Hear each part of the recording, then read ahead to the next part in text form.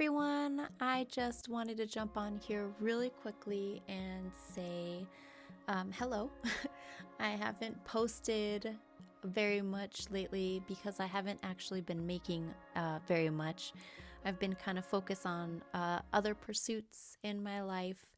I do have an art education business that I run with my best friend. We co-founded it 3 years ago, this December, and it is called AdventureArt. Let's see, you see that? And so that kind of takes up a lot of my bandwidth and my brain power and such. But I love when I can get in the pottery studio and working on my own stuff. My last kiln unload was all my students' stuff, which was exciting. And at the same time, I didn't film any of it because I unloaded it the same day that I gave it to them. So that's all to say that's why I've been kind of out of the loop and not posting a whole lot. But I do want to explain this video is going to be a little bit more of a montage of a few different things that I do around the studio. Specifically is reclaiming clay. And that's going to be as kind of a small little tutorial for one of my students who is trying to incorporate that into the studio that she also studies at. So she studies at my pottery studio that's a little bit more free and child-led. And then there's a more structured place that she studies pottery. And that's the place that she's going to try to do a little bit of the reclaim. So I thought I'd make this video, and then maybe there's others that need help figuring out how to do reclaim. I know there are so many ways to do it. I mean, countless ways. And some people will say this is the best way, and some people will say, no, don't do it that way. So I am going to explain what has worked for me in my small space. I do end up doing a lot of reclaim because I don't limit my students on how much clay they can use. In a lot of school or community settings, children are given a specific amount of clay, and I can understand that. I'm definitely not opposed to that. But in my own teaching style, I like to give students the freedom to explore and not feel limited by size or amount of clay or number of projects. And while this can be outsized and can maybe be a problem in some ways, I have not found it to be a problem in my teaching. The only problem that happens is that I do end up having to do a lot of reclaim, which is totally fine. I've got a system down and I actually enjoy it. I do like the concept of keeping stuff out of the trash or the landfill. So I do, reclaim. I recycle in my own house. We take apart the plastic off of the cardboard and we make sure that there's no tape or staples. So we do so much already in my house that the next step for reclaiming clay isn't like a big issue or a big, problem for me. It's just reclaiming. It's like recycling. It's like composting. It's like saving plastic so you can take to the plastic recycling. So that's what I will be showing in this video. I will be trying to walk and talk through my steps to explain it. Some might be a voiceover. And in the future, I do also want to show how I make glazes, because it's again, I do things the way that my brain logically thinks them. And so if I come up with a better solution to the problem, I'll just start doing it like that. That's just the way my brain works. If somebody tells me, well, that's how it's always been done, I will always try to figure out the easiest smartest, most logical way to do things just because I mean, maybe you can call me lazy. I call myself innovative. So I like to innovate. I like to assembly line things. So that's it. So here I am showing you how I gather the dry clay when my students are working with clay and they kind of leave it out as they're working. I'll have them flatten it if it starts to get too dry to re-wedge it. And then I make sure that I just set it in kind of a wide open bowl. As you see, all of these pieces are fully dry. That's what I found works best for me. No small wet clumps. So I have my students flatten out their bits of clay. So have them flatten it. Take all my trimmings. I save all my trimmings, any bits of pieces, obviously from the pottery wheel. All of this is very, very dry already. If it's not dry, I'll set clumps, damp clumps to the side to dry fully. Right now, the bucket is just dry clay. There's no liquid in it, there's nothing else in it. Just completely dry clay.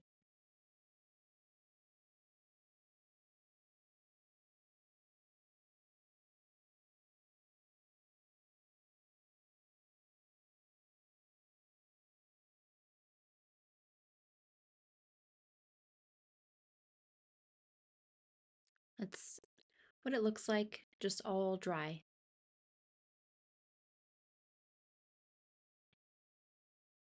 After I get it to a point where, I mean, it's more than halfway full of the dry clay, I will gather up all of my throwing water. So that's all these buckets that I kind of collect when my students throw, when I throw. It's all a mixture of all different colors of clay, but it's all the same range of firing. So I don't use any low fire clay in my studio. I only use mid fire. I do have some high fire, but that I don't use with my students. That's just usually clay that I've gotten somehow or other for free, and I will use that for sculptural projects, but not for students. As you can see, some items sometimes sneak in the throwing water. Uh, there is a sad little sponge there, but it will get rescued. Yeah, just pour out all of the throwing water. I recycle all of the water because I live in a desert. So I try to take care of my resources. I do go and rinse out all of my buckets all at once and into one bucket, pour it all into there and let it sit. This is after 2 days. This is called slaking. So all of that dry clay has just absorbed a lot of the water. I like to see it where it's like islands and there's still water on the sides. Then I'll take my hand mixer and I'll just go in there and just keep working at it. It's nice and easy when there's this much liquid. This was really the perfect amount of liquid in my opinion, to be honest. I'm just going to keep working at it, keep working at it. I'll start noticing when it starts feeling really nice and smooth. But at this point, I'm just making sure I'm getting stuff that was on the bottom. Sometimes bigger chunks can stay at the bottom. Then I lay a piece of cloth over my plaster slab. I do that because I don't want to stain my plaster slab. A lot of times we do wedge out white clay. This is what it looks like. Um, it just looks like over wet clay, really. Like you can kind of like really thick frosting. And I attempt at first to scoop it out with this plastic container, but it really is like so thick and chunky that I end up deciding to use my hand.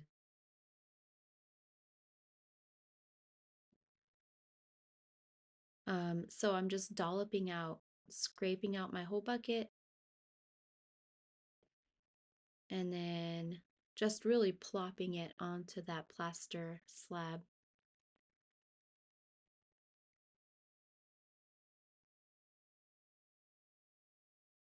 After I get it all on there, I will flatten it. Um, that size of slab I have will fit about a half of a pail, a 5-gallon pail of clay.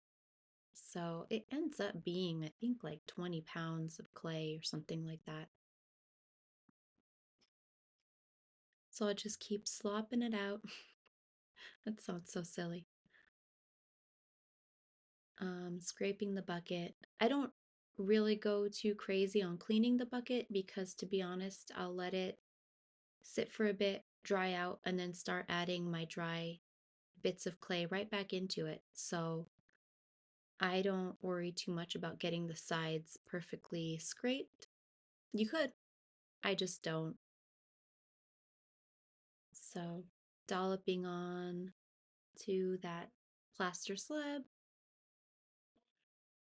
and then I will flatten it all out to be about the same thickness. So the main thing is that center part is going to be the part that gets the least amount of direct air. All the edges will get air, but that center part won't. So I do kind of put a little bit of a dip in the middle there.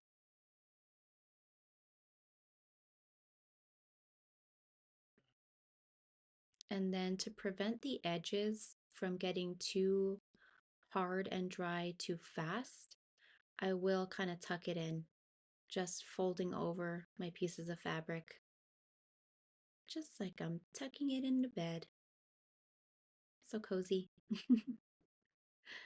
This is after 2 days, and I freaked out a little bit. I was like, oh no, I may have let it go too long. I didn't let it go too long, but I would have if I wouldn't have dealt with it right now. So you see me unpeeling the edges. This is why I put another reason why I put the cloth fabric. It's so easy to just fold it off of the plaster like that. I can just kind of work directly with the fabric instead of having to use some kind of scraper tool. So what I'll do is kind of stand it up, peel it off of my cotton fabric, stand it up, and then I'll use my wire tool to cut it into slices. Now, I was in a rush. I could have done much finer slices, but I was a little bit worried that this was way too dry. Here, I'm saving a little beetle. A little beetle decided to make a home in my cozy little clay bundle. So I had to find a pin tool to help kind of pry it out, explain that I'm not a predator, I'm not going to hurt it. And there it is. It sticks its leggies out in a little bit and it's totally fine. I took it over to a cactus pot that I have over on the side and I let it free and hopefully it'll find some nice soil there. So anyway, I come back and I'm going to slice it. And if you've ever heard of the term slam wedging or slap wedging, you could totally do that in the beginning Like I said, if I wasn't in such a rush, that's probably what I would have done. Sliced it much thinner than those slices and then slapped it together. But I was a little bit worried that this was just too hard. It I never can tell. Sometimes 2 days is not long enough, and this time 2 days was too long. So you'll see those are kind of thicker slabs, but it works out in the end. Actually, just kind of slamming it around showed me that it's just the right consistency. So I just kind of slam, slam, slam,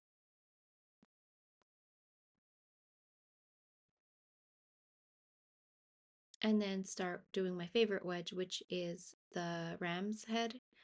Um, Probably could have done spiral with bigger bits, but in my experience, um, I just have not been able to figure out spiral. I am right-handed and I was taught by right-handed people, but I recently saw a video where a right-handed person uses their left hand as the dominant hand in spiral wedging, and I thought maybe that's what I have to try. So I haven't tried it yet. I just do ram's head. I like it. Showing you that a few wedges is not going to make it perfectly mixed, but there's no air bubbles. So what I'm doing right now is just to make sure that this doesn't dry out too much, is I figure that's just fine for me. I um, throw it into a bag, and I'm going to do that with all of them. Just kind of do a primary wedging right now, put it into a bag, and then when I'm ready to pull it out and use it and work with it, I'll probably do a few more thinner slices, some slam wedging, some slap wedging, some ram's head wedging, and just kind of get it to be much more well blended. But for now, my goal was just to get it mixed and in the bag. And I'm seeing now that there is a lot of footage of me wedging. So um, if you want to fast forward, I would recommend it. I suppose I wanted to give you a in real time wedging.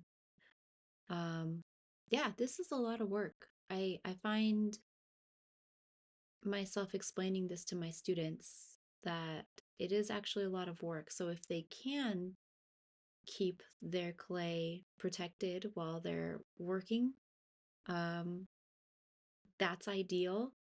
Some students do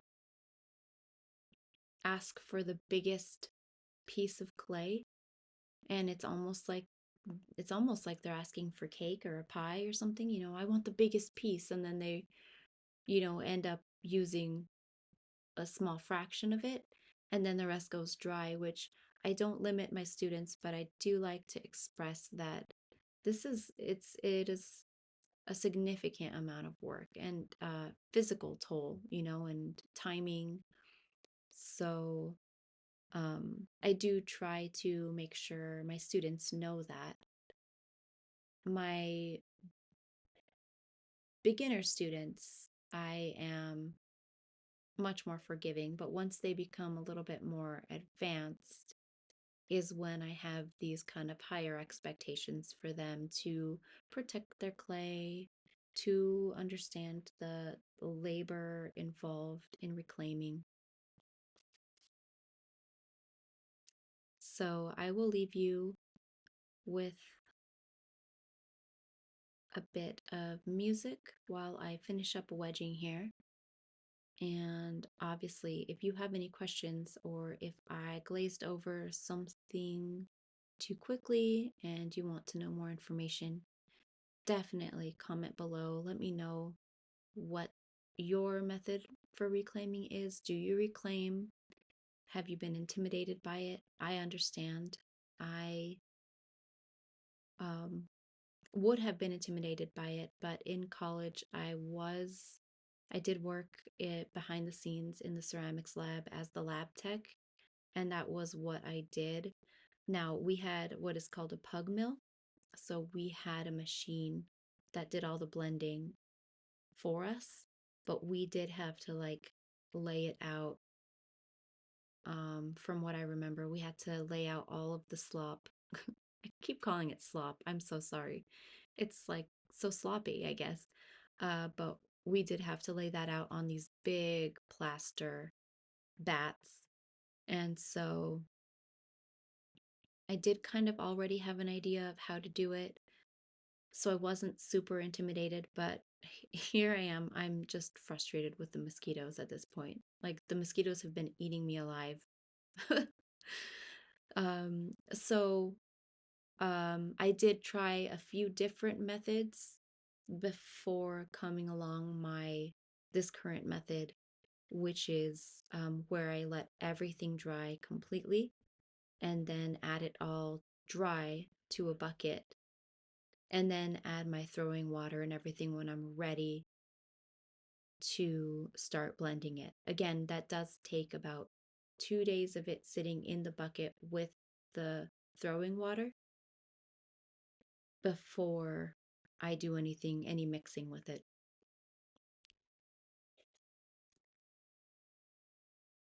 I hope that you enjoy. If you have any questions about my process or really about anything else, my students, the way that we teach our students, I love talking about that teaching style because it is completely, in the eyes of the public uh, school situation here in the United States, it's probably seen as completely backward the way we teach. But at AdventureArt, we really do focus on each individual child. And we do have several neurodivergent children. I myself am neurodivergent, so I was not served well being a student in a public school setting um, of 30 children to one teacher in a classroom with fluorescent lights and the loud noise and the uncomfortable floor and chairs, and so all these sensory issues. So my best friend and we co-founded AdventureArt to teach not just art. I mean, it's never just art, right? Like we're teaching confidence and skill building and conflict resolution and depth perception and how to get along with others, how to collaborate. And we teach so much, but we say it's art because that's that's a short way of saying what we teach. But anyway, the way we teach is just child-led. So it's individualized to each child, and each child will set their goals, um, and we are basically just guides and mentors to help them level up. And so some children aren't looking to level up. Some children are looking to just build a relationship with the material in the beginning. Some children, it's almost like trying a new food that's slightly dubious. With some type of art material, some children need to just like see it in the periphery for like several weeks before they're even willing to give it a try. And that's okay. Some children need to have a different sensory experience. I'm specifically reminded of one child. We were teaching a painting class, and it was like one of those step-by-step painting classes because that's what was requested of us. And toward the end of this class, I think one child may have gotten board, right? That's possible. And I walked around and I just saw him like painting the tablecloth. Like he's just going side to side with like paint on a paintbrush, painting the table. But it was just like the disposable tablecloth. He's just going side to side, painting it. And I remember like my initial thought was, oh, he shouldn't do that, right? But I didn't say that because then immediately my next thought was, why not?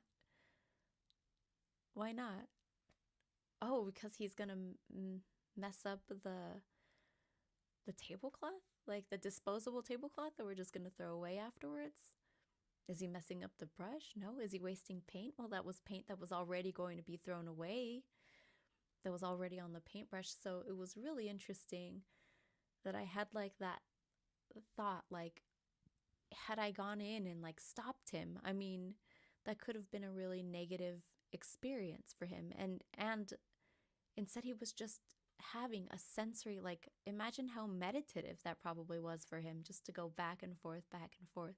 And he did look like he was meditating. It didn't look like he was just trying to like damage anything. He's just like doom, doom, doom. And so I let it be. And it was just really interesting how he stopped when he wanted to stop, but nobody stopped him.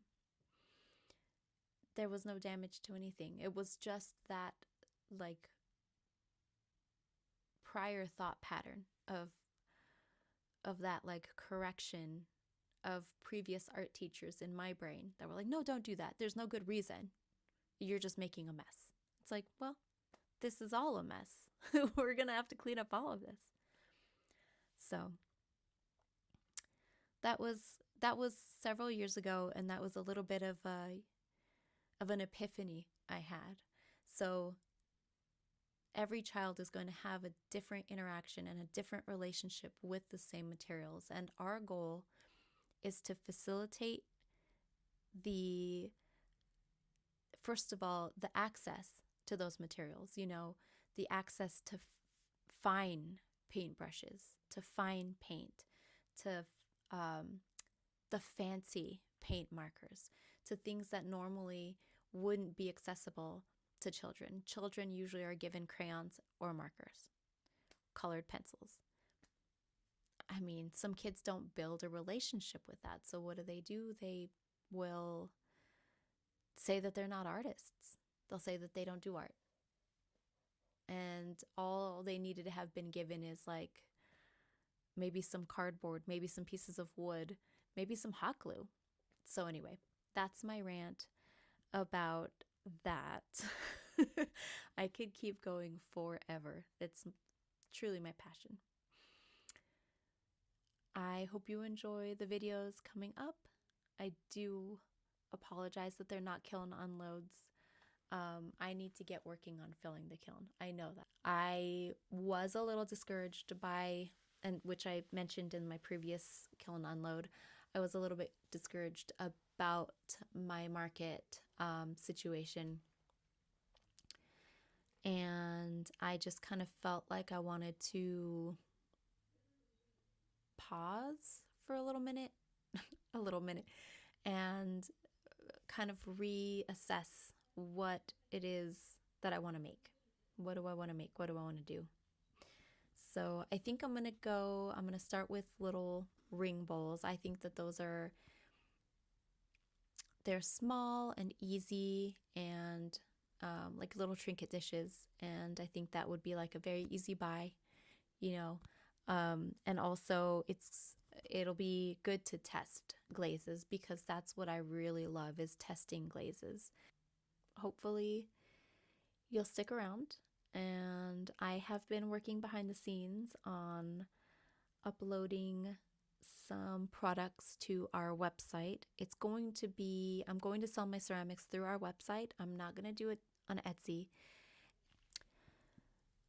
I'm going to sell on AdventureArt.org. I'll put the link below. I most likely won't have any products up for sale just yet, as I'm still kind of figuring out that classes and all the other things that we have going on. It takes up a lot of my bandwidth. But I appreciate you being here. I appreciate you listening to me and my rant. And I hope you have a wonderful day, wonderful morning or afternoon or evening. Thank you so much.